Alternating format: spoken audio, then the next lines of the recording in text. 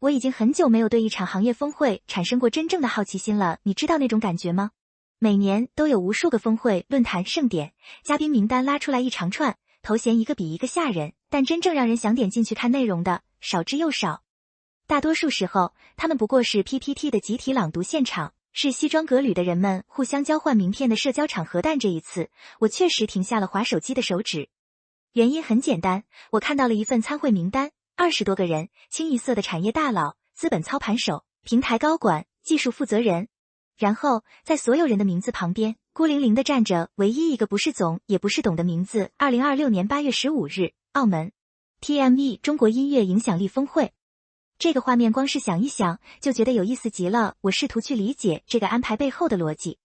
20多位全球音乐产业的重量级人物坐在一起，讨论的是 AI 时代音乐行业的底层逻辑，音乐 IP 怎么诞生，怎么长大，怎么被放大，怎么跨越国境线，最终怎么沉淀为一种长期价值。这些议题每一个单拎出来都够开3天研讨会的。而周深作为一个创作者，一个演唱者，被放在这张圆桌旁边，不是表演嘉宾，不是暖场环节，不是那种请一位明星来站台拍照然后就可以走了的安排，是正儿八经的坐在里面，跟 PMC 那个在国际音乐传媒领域说得上话的顶级集团的高层进行一场特别对话。你品品这件事的分量， PMC 是什么概念？那是掌握着全球音乐产业话语权的机构之一，他们的高层日常打交道的对象是各大唱片公司的 CEO， 是流媒体平台的战略负责人，是版权交易的操盘手。而这一次，他们选择跟一个中国歌手面对面坐下来聊，不是采访，不是颁奖，不是那种礼节性的合个影吧，是对话。这意味着什么？意味着在这些人眼里，周深不仅仅是一个唱歌很好听的人，他被视为一个案例，一个现象，一个值得被拆解和讨论的产业样本。我为什么觉得这件事值得认真聊一聊，而不是简单的发一条啊好厉害就划走？因为如果你把时间线稍微拉长一点看，会发现周深这几年走的路确实跟传统歌手4个字已经没什么关系了。今年618有一组数据让我印象很深，周可可旗舰店就是围绕周深原创 OC 形象搭建的那个店，上新第1天成交额破1000万，不是累计，不是整个大促周期，是第1天。而且它是今年618所有明星周边商品里第一个突破1000万的。你可能觉得，哦，粉丝经济吗？有什么稀奇的？但我想请你注意一个细节，这不是某个品牌找周深代言然后卖货，不是联名款球鞋或者口红，这是一个从零开始构建的原创角色，有自己的形象设定，有自己的审美体系，有自己的叙事逻辑。它不是周深的脸印在杯子上，它是一个独立的 IP， 然后这个 IP 在没有任何传统零售渠道铺垫的情况下，第1天就做到了1000万级。再往前看，2024年天猫平台上有一个数据，跨界玩家入局潮玩赛道的数量翻了4倍，娱乐圈成了其中一股非常显眼的新势力。也就是说，整个行业都在往这个方向涌，而周深的周可可不是跟风者，他跑在了前面，并且跑出了结果。所以当 TME 峰会把音乐 IP 的诞生、成长、放大、出海、价值沉淀作为核心议题的时候，周深坐在那里，他不是一个旁观者，他自己就是那个议题的活体注脚。当然，我不想把这篇文章写成一篇粉丝向的安利文，那不是我的目的。我真正感兴趣的是另一个问题，在 AI 已经可以批量生成旋律，可以模拟任何人的声线，可以在30秒内产出一首听起来还行的歌曲的2026年，一个真人歌手到底还剩下什么不可替代的东西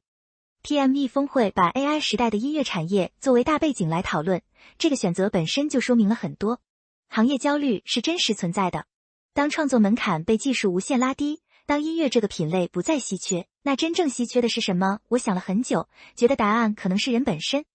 不是人的技术，不是人的音域，不是人的技巧，这些东西 AI 早晚都能模拟，甚至已经模拟得不错了。真正不可替代的是一个人身上那种说不清道不明的场，是观众看到他的时候心里会产生的那种特定的、私人的、无法被算法复制的情感。连接周深身上恰好有这个东西，而且非常浓。他的歌迷群体不是那种听个响的泛受众，而是有极强组织力和创造力的社群。他们不只是消费者，他们是共创者。周可可这个 IP 能跑出来，背后是粉丝群体长期积累的情感投入和审美认同，这不是砸钱投流能砸出来的东西。所以你看，当峰会讨论音乐 IP 如何放大的时候，周深的案例提供了一个非常具体的答案，不是靠资本硬推，不是靠平台算法倾斜，而是靠一个真实的人用足够长的时间，跟一群真实的人建立起足够深的信任。然后这个信任会自己生长，长成你意想不到的形状。澳门那场对话具体会聊什么，我现在还不知道。也许要到8月15日当天，或者之后几天才会有内容放出来，但我可以做一些猜测。PMC 的人大概率会问，在中国市场，一个音乐人如何构建超越音乐本身的商业生态？ AI 工具在你的创作流程中扮演什么角色？你如何看待自己的声音被技术复制的可能性？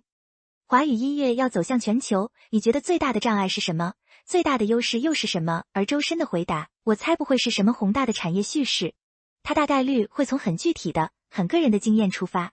他可能会讲某个录音棚里的下午，讲某次跟歌迷的互动，讲某个让他突然想通一件事的瞬间。这恰恰是我觉得这场对话最有价值的地方，在一屋子 PPT 和数据模型中间，突然有一个活生生的人，用活生生的语言讲活生生的感受。那种反差本身就是一种信息，他在提醒所有人，你们讨论的那个产业，它的源头和终点始终是一个具体的人，在某个具体的时刻，被某段具体的旋律击中了心脏。技术可以改变传播方式，可以改变生产流程，可以改变商业模式，但它改变不了那个被击中的瞬间。这次峰会的议题里有一个词叫出海，华语音乐出海喊了很多年了，但真正跑通的路径屈指可数。大多数时候，我们说的出海还是停留在把中文歌翻译成英文，或者找一个海外发行渠道这种非常表层的操作上，但周深的存在提供了一种不同的可能性。他的音乐本身就带有一种超越语言的质地，他的声线，他的表达方式，他营造的情绪空间，这些东西不需要翻译。一个完全不懂中文的人听到他的演唱依然会被触动。这不是我主观吹捧，你去看看他那些海外演出的现场视频，看看弹幕和评论区里那些用各种语言写下的反馈，就知道我说的不是空话。所以如果那场对话真的涉及华语音乐如何与世界对话这个命题，周深可能是目前最有资格回答这个问题的中国艺人之一。不是因为他国际化，而是因为他身上那种东西天然的不依赖于语言边界。我一开始说我已经很久没有对一场行业峰会产生过好奇心了，但真正让我好奇的其实不是峰会本身，不是那些议题设置，不是那些嘉宾头衔，让我好奇的是那个画面，一屋子产业精英中间坐着一个歌手。他不掌握资本，不掌控平台，不制定规则，他拥有的只是一副嗓子，一些作品和一群愿意跟他一起走很远的人，但他坐在那里，不是作为点缀，不是作为表演，而是作为一个平等的对话者。这个画面本身就是2026年华语音乐产业最有趣的一个隐喻。技术在狂奔，资本在重组， AI 在重塑一切，但最后坐在桌前的还是那个唱歌的人，还是那个声音，还是那个人。8月15日，澳门。我打算认真看一看这场对话的内容，不为别的，就是想看看，在一个所有人都在讨论音乐的未来的房间里，一个真正在做音乐的人会说出什么样的话。我有一种直觉，那些话不会出现在任何一份行业报告里，但他们可能比任何报告都重要。